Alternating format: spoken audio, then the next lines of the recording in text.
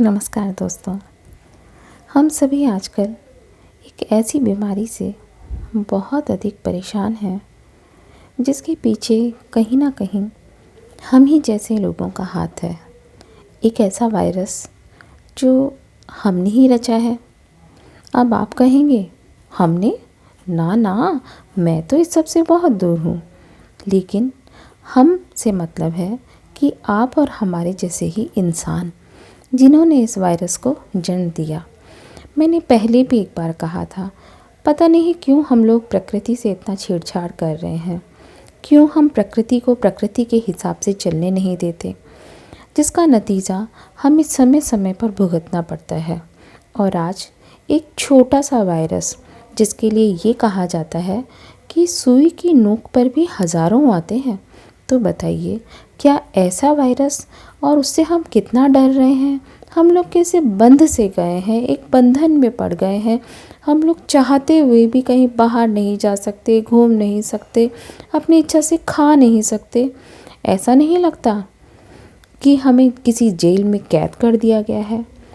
अब अनलॉक होने पर भी जब हम घर से बाहर निकलते हैं तो भी हमारे मन में कहीं ना कहीं एक डर लगा रहता है। हमें यूं ही लगा रहता है कि कहीं हमारे साथ कोई अनहोनी ना हो जाए। अनहोनी उस वायरस का शिकार होने की।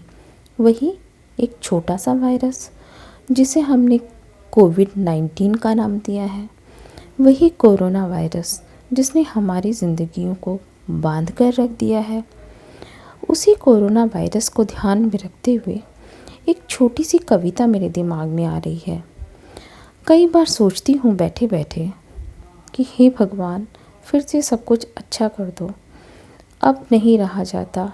अपनी मर्ज़ी से घूमना चाहते हैं, अपनी मर्ज़ी से बाहर जाना चाहते हैं, खाना चाहते हैं, मौज मस्ती करना चाहते हैं, दोस्तों से मिलना चाहते हैं। सब कुछ अच्छा कर दो।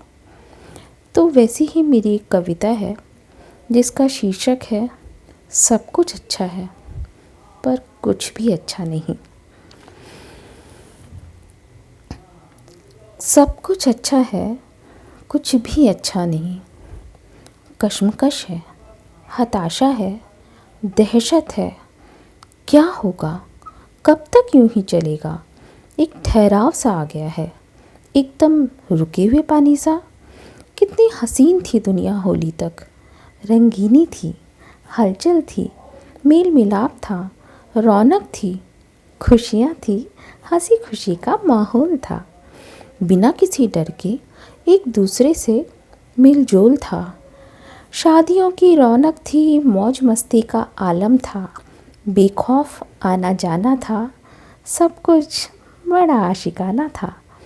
किसकी नज़र लग गई ज़माने को, इंसान इंसान से डरने लगा।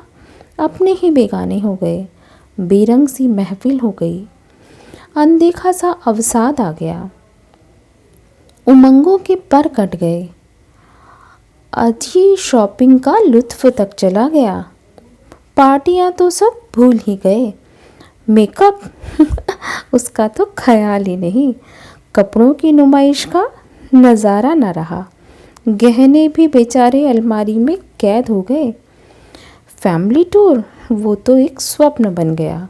ईश्वर से अब एक ही प्रार्थना है, इस एपिसोड का बस अब अंत कर दो। हमें अपना अतीत फिर लौटा दो। वो परिवारों का मिलना, वो दोस्तों की मस्तियाँ, उस गुज़रे ज़माने को फिर लौटा दो। अगर कुछ खता हुई हमसे तो माफ़ कर दो।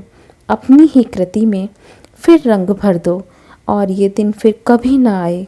कुछ ऐसा कर दो, बस अब हमारी सज़ा का अंत कर दो, अंत कर दो।